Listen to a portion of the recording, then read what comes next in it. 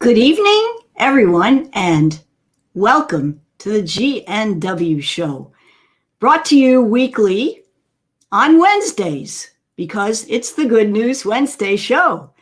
And we do this to put a smile on your face and a little fun in your week, get you through the rest of your week and into your weekend.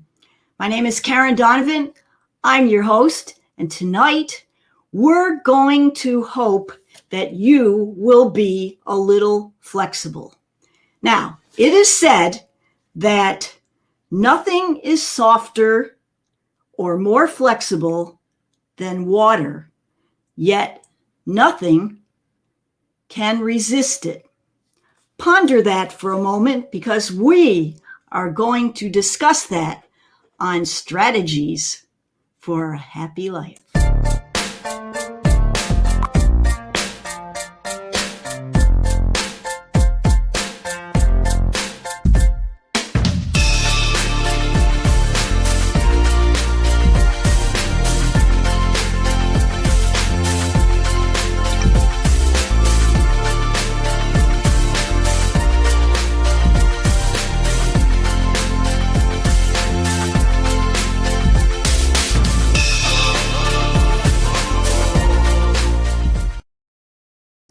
So the question is, are you flexible? Now, I'm not talking about being able to bend into a pretzel-like shape and do super duper yoga exercises or a backflip, but I'm talking about flexibility when it comes to having to deal with all of the stuff that we get thrown at every single day in our lives, right? You know what I'm talking about. It's Wednesday already. You've experienced it this week. I know I have. And what do you do when disappointments and stress and anxiety come your way? Do you roll with the punches? Do you go with the flow? Or do you try to fight it? Now, there are times when we just lose it and we start to fight it. And I think back, having been in the real estate business for a good number of years, and before that in teaching. And of course, they say that adults are just big children. That could be true sometimes. And we all know that people get into a situation where they don't roll with the punches and they don't go with the flow. They try to fight and they want to control, and it's only normal. It's like human nature. It's normal that we all want to control what happens around us and be in control, right? But what do we do when those types of things come our way? I think of some very outstanding people, some superb examples of people who had tremendous obstacles and problems thrown in their way. Such people as Helen Keller. Who else? I have a couple of more written down here. Nelson Mandela. I've mentioned him before on my show, how he was put in prison thinking that would be the end of him. And then he started the Mandela University while he was in prison, and then became president of the country. What about people like maybe Viktor Frankl, he was a renowned psychiatrist, I'm not sure which, put into a concentration camp. How did he find meaning? Write his book, Man's Search for Meaning. So all of those things, all those people are examples. Mother Teresa is another one. And how did they deal with it? Well, we're studying a book, a really cool book called The Happiness Trap by Russ Harris. And if you get my Monday morning wake up, there's a link in there to the book, and I would be glad to share that with you and love to know that you're reading along with me. It's so mind opening and mind expanding. But one of the things that Russ talks about are 6 ways that people deal with that stress and anxiety and trying to seek happiness, but not being able to find it in particular places. And some of the areas that we're going to be talking about in future weeks, because we're doing a series on this. But for one is diffusion, like diffuse the situation. Now, that's what I used to do with the kids, right? They're in the middle of an argument and a fight. And what do? Well, hey, guess what? We're going to go outside and play on the playground for a little while. Let's go. Come on, everybody. They forgot all about the fight. Now, it'd be nice if we could do that with adults. But there are ways to diffuse situations. Another one is expansion, like just taking a deep breath, taking it all in and not being, totally stressed out and focused on that one little area. But, it's like taking your hands and moving them away from your face, expanding your vision. Okay. How about connection, being connected to the situation and paying attention to it in the way that it's needed to have attention paid to it, but not to the point where you're so focused in on it that it's going to ruin your life.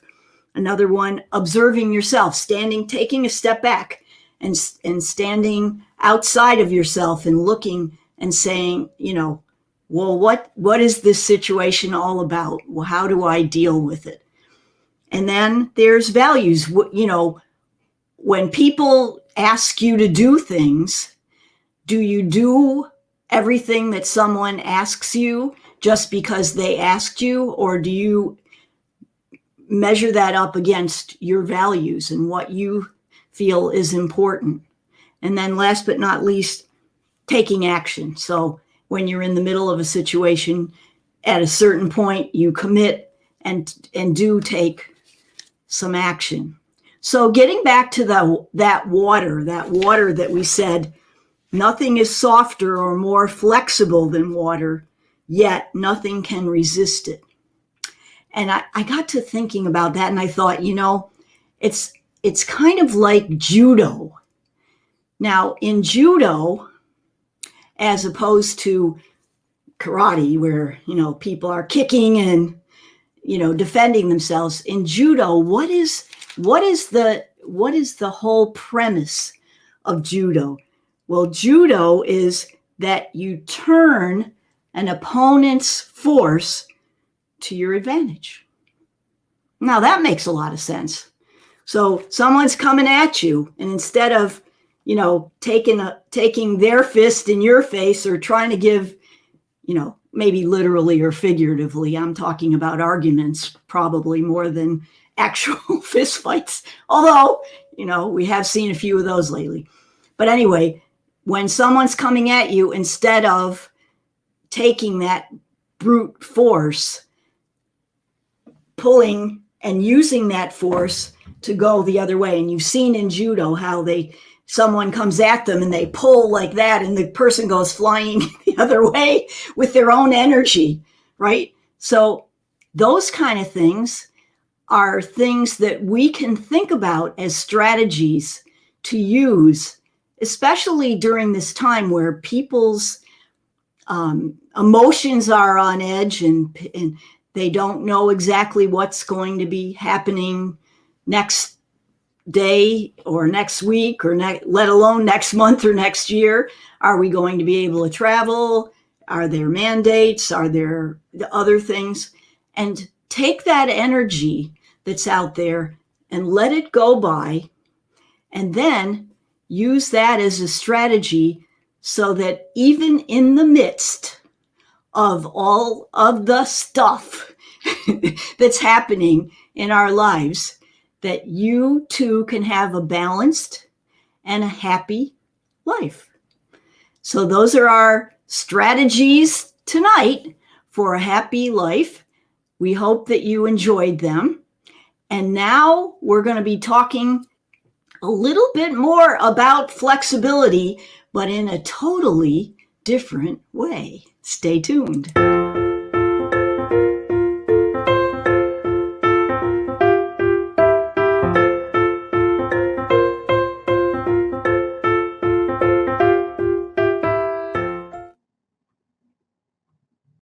So now we want to discuss some things that are related to flexibility, and that is one of the greatest things that you can do for flexibility is exercise. Oh no. Do you like to exercise? Do you like to get up early in the morning and exercise? Now, here's the thing. I want to relate this. This is called the real estate corner. So I am relating this to your real estate. And the way we're going to do that is to talk about setting up a really cool, easy exercise room so that you will develop flexibility and do that in a way that's easy and convenient for you. So what do I mean by that? Well, I mean things like setting up a perfect or a decent home workout space. Now, what does that mean? That means we want to have a place that we like to go, right? We want to have a place that is convenient, and we want to have a place that is bright and cheery. You don't want something dark and dreary. I mean, you're not going to work out in a dark and dreary room, right? Or a room that's too crowded with stuff, right? So you want a place in your house, and it could be part of your bedroom. I mean, I don't know. Of course, if you have a spouse and you're trying to exercise while they're sleeping, that might not work out so well. But let's see if there's a place, maybe an attic space, or if you're in a northern climate, if you have a basement or maybe a garage, even a lanai outside or something, nice little area that's bright and cheery. Okay, that's number one. Now, number two, how about, not, like I said before, not being cluttered. And what I mean by that is, like, if you buy a treadmill or an elliptical machine or a Peloton or any of those, that's going to take up like the whole room. Plus, do you know if you're really going to use it? So start out small. When you first start out, all you really need is maybe if you got enough room for a jump rope, maybe some weights, some light weights. And the other cool thing that I've seen that I learned about when I had a physical therapy situation was those little resistance bands. I mean, do they take up very much room? No, but you can hang them nicely on the wall or whatever when you're done and put them back. And they tend to be very portable. So that's what we want to do, is have a place and have enough equipment, but have enough room to do our workout. Now, another thing, I know you probably don't agree with this 100%, but it's really good to have a mirror in your exercise room, because you can see how you're doing things. And I mean, like, I look from the side and you can see if your posture's good, or if you're lifting right, or different things like that. And you can kind of self-correct. So, put a mirror in there. You don't really have to look at your hair and your makeup and stuff, but just look at how you're doing with your exercise part of it. And then last but not least, make sure that you have some kind of surface that's soft, an exercise mat, a yoga mat, those really cool, the rubber things that fit together like a puzzle that you could put on the floor, and you could make it the size of how much room you need for your exercise. That's another really cool one. And it's not that expensive. Plus you can, take it down, put it up, take it down, depending on what you need the room for. So that's a little bit of how you can work on your flexibility around your home. Thanks for watching Real Estate Corner. And now, on to the most interesting part of the evening for some, our trivia contest. Here we go.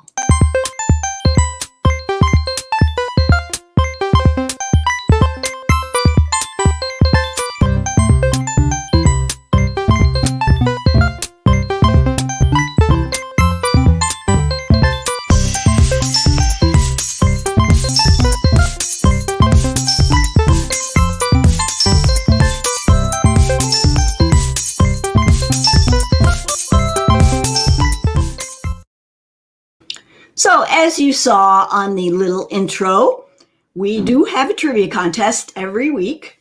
And it's just for our own enjoyment because we like doing puzzles and we like to keep active and we like to keep flexible, right? So tonight we are talking about flexibility. And one of the primary things about flexibility is being able to bend.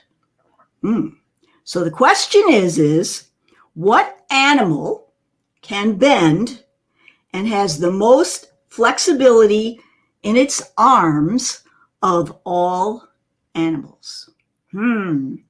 A, fish, B, a snake, C, an octopus, or D, a cat? Okay, now that's pretty much of a giveaway. You probably know the answer without even thinking about it. It's C, octopus. And here's the thing about octopuses' arms. They are very, very flexible.